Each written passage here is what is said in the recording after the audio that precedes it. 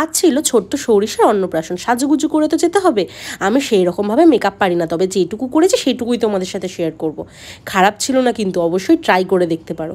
প্রথমে face wash দিয়ে মুখটাকে ক্লিন করে ময়শ্চারাইজার মাখলাম, এরপরে জেল বেস একটা প্রাইমার দিলাম। চোখের নিচে রাত জেগে জেগে কষ্ট করে যে আমি চোখের নিচে ডার্ক সার্কেল বানিয়েছি, সেটাকে তো ঢাকতে হবে মেকআপ করার আগে, না হলে যে ভূতের মতো দেখতে লাগবে। তাই জন্য কারেক্টার দিয়ে একটা অরেঞ্জ কালারের কারেক্টার দিয়ে লাগিয়ে নিলাম, লাগিয়ে ব্লেন্ডার দিয়ে সুন্দর করে ট্যাপ ট্যাপ করে ব্লেন্ড করে নিলাম। এরপরে স্টিক ফাউন্ডেশন নিলাম। আমি কিন্তু ফিটমি ফাউন্ডেশন, আরও অনেক ফাউন্ডেশন আমার কাছে রয়েছে, তবে স্টিক ফাউন্ডেশনটা এত সুন্দর আমার শেড ম্যাচ করেছে না, আর এটা এত সুন্দরভাবে ব্লেন্ড হয়, এত ভালো লাগে, তাই জন্য আমি এটা ইউজ করি।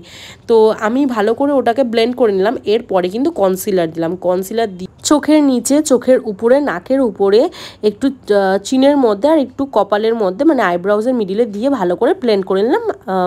তারপরেই আমি একটা লুজ পাউডার নিয়েছি, এটা ল্যাকমির রোজ পাউডার, এটা দিয়ে মেকআপটাকে সেটিং করে নিলাম। তারপরে চোখের নিচে একটুখানি বেশি করে পাউডার দিলাম, যাতে আই মেকআপটার যদি কিছু চোখের নিচে পড়ে, ওটাকে ব্রাশ দিয়ে হালকা করে ক্লিন করে নিলে ক্লিন হয়ে যায়।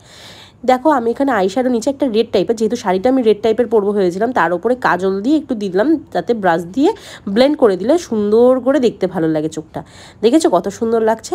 এরপরে গোল্ডেন কালারের একটা গ্লিটারি শিমারি কালার নিয়ে চোখের ওপরে হালকা হালকা করে ট্যাপ করে লাগিয়ে দিলাম। আই মেকআপ কিন্তু কমপ্লিট। আগে না আমি চোখের নিচে কাজল দিতাম না, বেশ ঘেটে যেত, কিন্তু এখন দিতে বেশ ভালোই লাগে, আর ঘাটেও না, বেশ মেনটেন করতে শিখেছি। তার জন্য আমি চোখের নিচে কাজল দিয়ে ওটাকেও ব্রাশ দিয়ে সুন্দর করে ব্লেন্ড করে নিলাম। পালা হচ্ছে ব্লাশের, যেটা মেকআপের মধ্যে আমার ওয়ান অফ দি ফেভারিট জিনিস ব্লাশ। আমি কোনো রকম মেকআপ না করলেও না ব্লাশটা দিয়ে সবসময় ঘর দিয়ে বেরোই। তো ব্লাশটা দিয়ে দিলাম কপালে, নাকে, গালে, চিনে, ওই সব জায়গায়। তারপরে একটুখানি কন্ট্রোল করব। এই যে biryani, fried rice, chilli chicken, বাইরের খাবার দাবার, রোল, চাউমিন খেয়ে যে গালে এক্সট্রা যে চর্বিটা বাড়িয়েছি, মেকআপ করলে তো ওইগুলো দেখতে ভালো লাগবে না, তাই না? তার জন্য ওইগুলোকে কমানোর জন্য একটু ডার্ক কালার নিয়ে কন্ট্রোলিং করে নিলাম। এরপরে ওয়াওয়ের আমি একটা মেকআপ সেটিং স্প্রে দিয়ে মেকআপটাকে সেট করে নিলাম। বাকি মেকআপটা যেটুকু পরে করব, ওইটা কিন্তু সেটিং স্প্রে দরকার পড়ে না, তাই জন্য এটা দিয়ে আগে একবার সেট করে নেবো। এরপরে আমি মাস্কারা দেবো, মাস্কারাটা সুন্দর করে দেবো। এই মাস্কারাটা না অনেক ভালো, অনেক স্টিক করে রাখে, আইল্যাশটাকে সুন্দর রাখে, মোটা করে রাখে, তার জন্য কিন্তু অন্য আইল্যাশ পরার কোনো প্রয়োজন পড়ে না। তারপরে আমি দিয়ে দেবো হাইলাইটার। মেকআপ করার পরে হাইলাইটার না দিলে কিন্তু একটু ইনকমপ্লিটই লাগে।